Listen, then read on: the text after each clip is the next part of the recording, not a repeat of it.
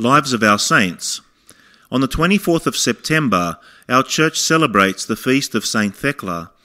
The following are some thoughts on her life and works.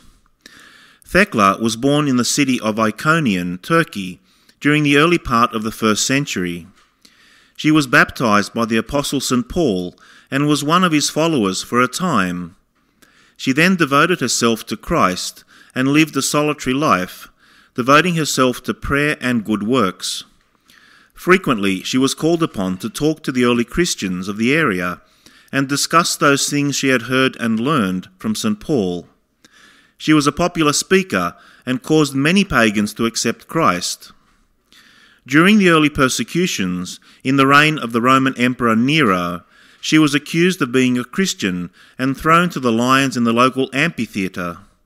Although others who had been similarly thrown died, the lions refused to harm her.